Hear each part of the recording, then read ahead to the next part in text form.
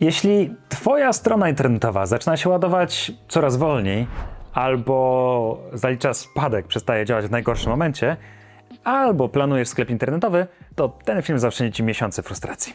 Za chwilę pokażę ci dokładnie, czym jest hosting współdzielony i dlaczego czasami przestaje wystarczać, kiedy warto przejść na VPS, czyli na prywatny serwer i co najważniejsze, pod koniec konkretna lista kontrolna, kiedy ty potrzebujesz serwera typu VPS. Partnerem kanału jest Hostinger.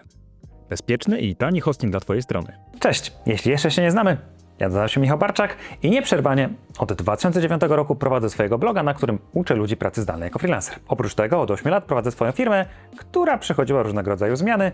Prowadziłem agencję marketingową, dzisiaj pomagam w wdrożeniu agentów AI. Ogólnie rzecz ujmując, pracuję z przedsiębiorcami. W moim poprzednim filmie mówiłem o wyborze hostingu. I więc wiesz już z tamtego materiału, że hosting to działka, na której budujesz swój dom, czyli stronę internetową.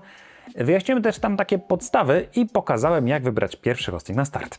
Ale teraz idziemy poziom wyżej. Odpowiadam na pytanie, które czasami dostaję. Moja strona rośnie, panie Michale, kiedy rozmawiam z przedsiębiorcą, ruch się zwiększa, hosting zaczyna szwankować. Czy to już czas na jakieś zmiany? Albo inne pytanie. Zacząłem sklep internetowy i wiem, że VPS jest droższy. Czy na pewno tego potrzebuję, czy może lepiej stać na zwykłym hostingu? No więc w tym filmie postaram się dostarczyć konkretną odpowiedź. Pokażę więc na początku, czym różni się zwykły hosting współdzielony od takiego VPS-a, mam nadzieję, prostych analogiach. Pokażę ci też takich 7 sygnałów, że czas na konkretną zmianę. Pokażę też tam konkretne liczby, co się opłaca. Oraz test 5 pytań, który hosting jest dla ciebie. I oczywiście pokażę też konkretne ceny i przykłady. Jeśli więc dzisiaj zastanawiasz się nad upgrade'em, nad poprawieniem warunków twojej strony albo planujesz jakiś większy projekt, no to warto, abyś ten materiał obejrzał do końca. Mam nadzieję, że zasłuży na twojego lajka, subskrypcję, komentarz, cokolwiek. To najpierw wyjaśnijmy sobie różnicę. Czym jest hosting współdzielony, a czym jest VPS? Mówiłem o tym w kontekście poprzedniego materiału. To takie kompletne podstawy, absolutne podstawy. Hosting to działka, ale teraz wchodzimy trochę głębiej w typ tej działki. No więc hosting współdzielony to trochę jak mieszkanie w bloku. Spróbuj sobie wyobrazić taki duży blok mieszkalny i masz tam swoje M3, czy swoje 50 metrów. Ale dzielisz klatkę schodową z setką innych sąsiadów. Dzielisz windę, dzielisz przyłącze prądu, wody czy nawet internetu. Kiedy sąsiad z góry robi imprezę, to zatyka się toaleta i to może wpłynąć na wszystkich, też na ciebie. A kiedy wszyscy wracają z pracy o 18 i nagle włączają czajniki, ekspresy czy tam akurat mają, to tobie również mogą wyskoczyć bezpieczniki. Więc pod tym względem na hostingu współdzielonym jest identycznie. Jeden fizyczny serwer, komputer w dużym uproszczeniu, obsługuje 200-500 różnych stron. I wszystkie te strony internetowe współdzielają zasoby, np. moc procesora, pamięć RAM, transfer, ilość danych.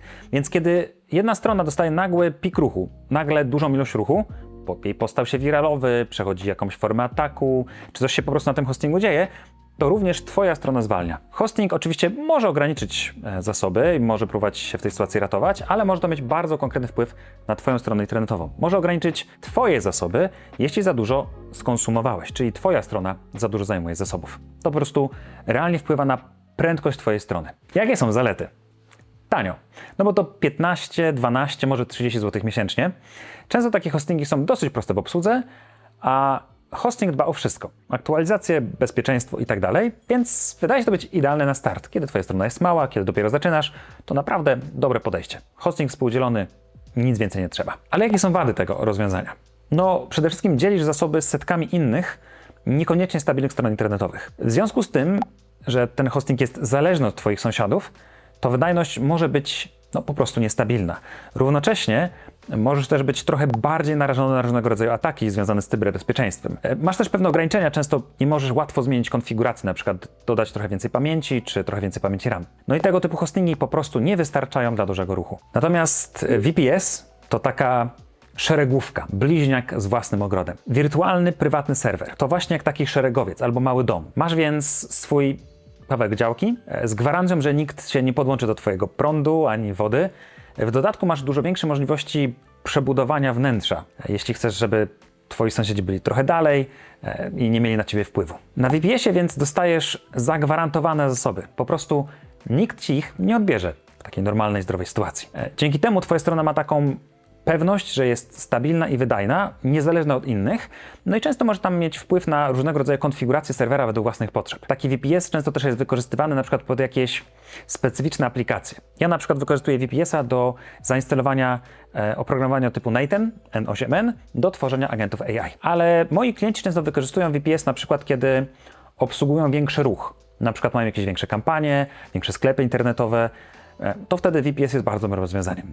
Więc jakie są zalety? No przede wszystkim wydajność. Jest stabilna, przewidywalna. Mamy zazwyczaj dużo więcej mocy obliczeniowej, trochę większą kontrolę i elastyczność, no i tak jak wspomniałem, możliwość instalacji specjalnego oprogramowania. To więc będzie dobre rozwiązanie na przykład dla e-commerce'ów albo dla jakichś dedykowanych aplikacji. A jakie są wady? No, to po prostu kosztuje. Może 800, może 100 zł miesięcznie, zależy od konfiguracji. Często wymaga trochę więcej wiedzy technicznej, do takiej umiejętności zarządzania serwerem VPS. No i często tam jest więcej też obowiązków na tobie, czyli na przykład musisz ustawić sam sobie kopię bezpieczeństwa, pamiętać o aktualizacjach i tak dalej. Więc gdybyśmy mieli to zamknąć w jednym zdaniu, hosting współdzielony. Płacisz za obietnicę zasobów, które dzielisz z innymi. VPS. Płacisz za gwarancję zasobów, które są tylko twoje. To jest jak różnica między może będzie miejsce na parkingu, może się tym razem nie udać, a mam własne miejsce garażowe z kluczykami. Dobra, to teoria już jest, a teraz konkret.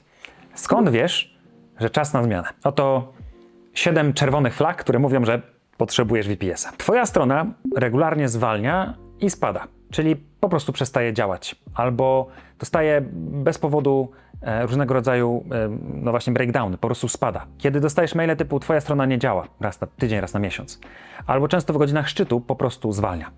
I to nie zawsze jest oznaka, że twój serwer nie wyrabia, czasami to też może być oczywiście konstrukcja twojej strony, brak dobrej aktualizacji, brak poprawionych wtyczek, strona jest za ciężka, masz za dużo grafik i tak dalej, ale często to właśnie hosting. Hosting współdzielony po prostu nie daje rady.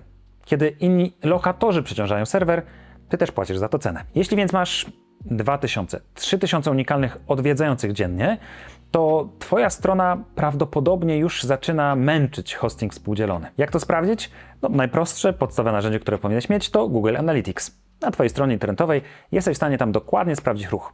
Wystarczy, że wejdziesz do, tak z pamięci mówiąc, do zakładki odbiorcy i przegląd. Patrz tam na użytkowników, a nie sesje, więc jeśli ta średnia przekracza te 200, 300, to czas na VPS-a. Dlaczego? Bo każdy użytkownik to żądanie do serwera. Na współdzielone masz pewne limity, często ukryte w regulaminie, a ty na VPS-ie tych ograniczeń po prostu nie masz. Jeśli też prowadzisz sklep internetowy z płatnościami, no to prosta sprawa. Sklep równa się pieniądze, równa się odpowiedzialność. Hosting współdzielony dla większego sklepu internetowego to jak trzymanie pieniędzy w słoiku pod łóżkiem. Może przez jakiś czas nic się nie stanie, ale ryzyko jest jednak większe. VPS więc daje ci stabilność, że sklep nagle nie padnie w Black Friday. Daje też bezpieczeństwo. Masz po prostu lepsze opcje zabezpieczeń dla płatności. No i szybkość. A klienci po prostu nie muszą czekać przy kasie. Twój sklep działa lepiej. Jeśli więc twój sklep zarabia kilkanaście tysięcy złotych miesięcznie, VPS wtedy nie jest kosztem. To ubezpieczenie biznesu. Te 80, 250 zł miesięcznie to żaden koszt, uwzględniając to, że dzięki temu zarobisz po prostu więcej w klientach. Kolejny element, czyli czas ładowania twojej strony. Jeśli przekracza 2-3 sekundy, pomimo optymalizacji, czyli zmniejszyłeś obrazki, zoptymalizowałeś zdjęcia, czyścisz regularnie cache, usunąłeś niepotrzebne wtyczki, a czas strony nadal to 4-5 sekund, no to często nie twoja wina. Po prostu hosting nie daje rady. Możesz robić bardzo prosty test, wejdź na pagespeed.google.com, wklej adres strony internetowej i zobacz wyniki. Jeśli czas odpowiedzi serwera, server response time, ponad 600 milisekund, to oznacza, że twoja strona jest za wolna. Wtedy hosting jest wąskim gardłem. Czas na VPS. Piąty element na naszej checkliście. Jeśli planujesz aplikację webową albo jakieś specjalne narzędzie, czyli na przykład właśnie aplikację do budowania AI, to twoja strona to coś więcej niż tylko strona.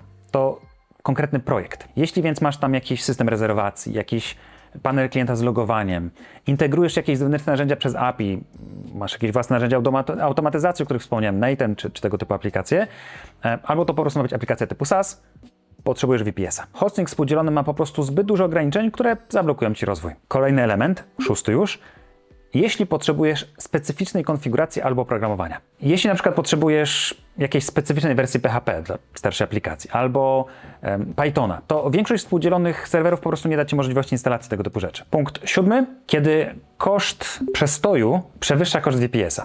Czyli proste pytanie, ile kosztuje cię godzina, kiedy twoja strona nie działa? Jeśli prowadzisz biznes, który zarabia kilka tysięcy złotych na godzinę albo kilkaset złotych na godzinę, czy nawet kilkaset złotych dziennie, to 1 godzina przestoju to 100 złotych straty. Jeżeli biznes robi 10 000 złotych miesięcznie, to znaczy, że robi jakieś 330 zł dziennie, to 1 godzina to 14 zł straty. Jeśli strona spada w tygodniu raz, 2 razy, to może być typowe dla słabszego hostingu, to tracisz 28 zł tygodniowo, czyli jakieś 112 zł miesięcznie. VPS to porównywalny koszt, a można powiedzieć, że więc sam się spłaca brakiem przestojów. Ok, przejdźmy do konkretów. Pokażę Ci teraz prawdziwe opcje z prawdziwymi cenami. Wspominałem o tym w poprzednim filmie. Partnerem mojego bloga jest Hostinger. Pokazałem wiele tutoriali, jak można ten hosting wykorzystać, jak robić agentów AI i tak dalej. I moim zdaniem, również pod względem hostingu, to świetna opcja na start. Mają oni na przykład taki hosting premium, on kosztuje około 12 zł miesięcznie. On jest fajny na sam początek, chociaż osobiście sam dla moich stron internetowych wybrałem hosting ten troszeczkę droższy, bo różnica jest stosunkowo niewielka, a daje znacznie więcej. Hostinger Business to 15-16 zł miesięcznie, a z kodem GeekWork10 masz jeszcze 10% rabatu. Jeśli więc masz 1000-2000 użytkowników dziennie, czyli mały sklep internetowy taki do 50 produktów, to wystarczy. Ale jeśli potrzebujesz czegoś więcej, to warto rozważyć właśnie VPS. Hostinger ma taki plan Cloud Hosting dla rosnących projektów. Kosztuje w tym momencie jakieś 35 zł miesięcznie. I tak de facto to jest właśnie VPS, tylko że w chmurze, a w dodatku całkowicie zarządzany przez Hostingera. Czyli to oni dbają o Twój serwer, a Ty skupiasz się na swoim biznesie. Czyli tak jak powinno być. Wszystkie opisy i wszystkie linki znajdują się poniżej. To teraz taki szybki test. Odpowiedz na 5 pytań, a ja Ci wtedy powiem, jaki hosting potrzebujesz. Pytanie pierwsze. Ile zarabiasz miesięcznie z Twojego projektu, Twojej strony internetowej? O ile strona internetowa jest niezbędna w Twoim biznesie. Jeśli Twój biznes generuje dzięki stronie internetowej od 0 do 1000 zł, masz 1 punkt. Jeśli od 1000 do 5000, to 2 punkty, a jeżeli powyżej 5000 zł miesięcznie, to 3 punkty. Pytanie drugie, niczym w milionerach. Ile masz unikalnych użytkowników dziennie? Przypominam, Google Analytics, zakładka użytkownicy. Jeśli masz do 1000 użytkowników, 1 punkt. Jeżeli 1000 do 2500, 2 punkty.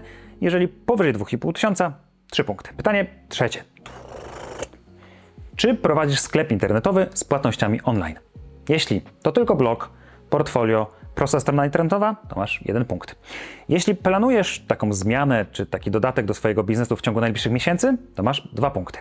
A jeśli już teraz prowadzisz sklep internetowy i on generujesz jakieś przychody, to już teraz dodaj do tego 3 punkty. Pytanie czwarte. Jak często Twoja strona ma problemy i czy to jest istotne w Twoim biznesie? Jeśli strona Twoja nigdy nie ma problemów, to 1 punkt. Jeżeli zwalnia w trakcie szczytu, 2 punkty. A jeżeli regularnie spada i bardzo zwalnia, to 3 punkty. I pytanie piąte. Ile kosztuje Cię godzina przestoju? Wyobraź sobie tę sytuację, Twoja strona nie działa przez kilka godzin. Ile tracisz w sprzedaży, na przykład w sklepie internetowym, albo w potencjalnych leadach i kontaktach, jeżeli prowadzisz na przykład, lead magnety i reklamujesz swojego e-booka albo generujesz kampanię na kontakty. Jeśli nie tracisz nic, 1 punkt. Jeśli tracisz do 200 zł, to 2 punkty. A jeśli tracisz powyżej 200 zł za każdą godzinę, to 3 punkty. Jeśli więc uzyskałeś między 5 a 8 punktów, to po prostu zostań na hostingu współdzielonym. Wystarczy całkowicie ten biznes w ramach Hostingera. Po prostu nie potrzebujesz jeszcze VPS-a. Skoncentruj się na dobrym kontencie, na zdobywaniu klientów, a niekoniecznie na samej infrastrukturze. To przyjdzie później. Ten pakiet premium będzie całkowicie wystarczający. A jeśli zdobyłeś więcej niż 9 punktów, 9-12 punktów, to czas rozważyć wersję cloud albo bezpośrednio VPS. Jesteś po prostu w momencie, gdzie ten upgrade, to poprawienie warunków Twojej strony internetowej ma sens. Jeśli punkty pochodzą głównie z pytań o problemy czy przestój, to natychmiast powinieneś przejść na VPS-a. Jeżeli wynika to z pytań o zarobki albo ruch, to zaplanuj upgrade w ciągu najbliższych 3-4 miesięcy.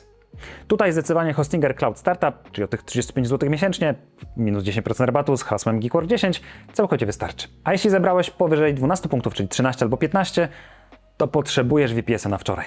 Prawdopodobnie już teraz po prostu tracisz pieniądze, bo jesteś na słabym hostingu. Każdy dzień zwłoki to po prostu stracona sprzedaż. W związku z czym Twój priorytet na najbliższy tydzień – upgrade.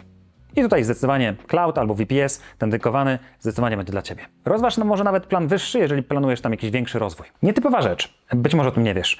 Większość firm hostingowych zarabia na tym, że ludzie za późno robią upgrade. Jak to działa? No bo hosting współdzielony jest po prostu bardzo płacalny. Mogą upakować nawet 500 stron na jednym serwerze, który kosztuje kilkaset złotych może miesięcznie. Jeśli mamy 500 klientów płacących po 15 zł miesięcznie, to jest 7,5 tysiąca złotych przychodu z jednego serwera, więc po prostu im nie zależy, byś przyszedł na VPS-a, bo to kosztuje więcej infrastruktury, kosztuje więcej utrzymanie tego typu hostingu, więc czasem niektórym firmom zależy, żebyś stał jak najdłużej na współdzielonym, nawet jeżeli on już ci po prostu nie wystarcza. Dlatego nie czekaj, sam sprawdź. Jeżeli czujesz, że potrzebujesz lepszego serwera, to jest dobry moment. No to krótkie podsumowanie. Kluczowe punkty. Hosting współdzielony to mieszkanie w bloku. Coś bardzo popularnego i znanego, a VPS to własny dom. Na hostingu współdzielonym dzielisz zasoby, ale dzięki temu jest tanio i prosto. Na VPS-ie masz natomiast gwarantowane zasoby, ale jest trochę więcej, drożej, no i masz też więcej kontroli. Jakie są konkretne sygnały, że czas przejść na VPS-a? Jeśli masz co najmniej 2000 użytkowników dziennie, albo sklep już z konkretną sprzedażą, powyżej 5000 miesięcznie, masz problemy z wydajnością, albo czas ładowania jest dłuższy niż 3 sekundy, zdecydowanie czas na VPS-a. Kalkulacja jest bardzo prosta. Jeśli koszt hostingu to mniej niż 2-5% Twoich miesięcznych zarobków z tego projektu, to po prostu możesz pozwolić sobie na upgrade. Ale nie rób upgrade'u, bo wszyscy tak robią. Rób go wtedy, kiedy go potrzebujesz. Większość klientów całkowicie będzie zadowolona z hostingu współdzielonego. To coś, co naprawdę wystarcza. Większość ludzi mieszka w blokach, w mieszkaniach i to jest ok. Taki przedwczesny upgrade to mogą być po prostu zmarnowane pieniądze. Więc dla małych projektów ten Hostinger Business za te 15-16 zł miesięcznie całkowicie wystarcza. Dla trochę większych Cloud Startup za 35 zł to taki sweet point pomiędzy ceną a mocą. Nie oszczędzaj na hostingu, jeśli Twój biznes jest od tego zależny. Ale też nie przepłacaj, jeśli jeszcze nie musisz. Oczywiście wszystkie informacje o tych hostingach, o cenach rabatowych znajdują się poniżej. Jeżeli bylibyście kiedyś zainteresowani takim porównaniem tych kilku różnych firm hostingowych, to mogę taki materiał też przygotować, czyli porównać ze sobą kilku hostingodawców i pokazać Wam wady i zalety. To prawda, że Hostinger jest partnerem mojego bloga, bo bardzo ich lubię, sam z nich korzystam, ale potencjalnie są też na rynku inne ciekawe opcje. Ja staram się być bardzo transparentny i bardzo w jasny sposób pokazywać to, w co sam wierzę, z czego sam korzystam, ale oczywiście są na rynku też inne opcje. Jestem ciekaw, na jakim momencie biznesu Wy teraz jesteście. Czy już macie duże biznesy? Czy potrzebujecie tam agentów AI? Czy jesteście już na VPS-ie? Czy jesteście na hostingu współdzielonym? Po prostu o tym pogadajmy. Jestem tego ciekaw, kto ogląda mój kanał. I z tego, co zauważyłem, około 75% ludzi, którzy oglądają moje filmy, nie subskrybuje mojego kanału.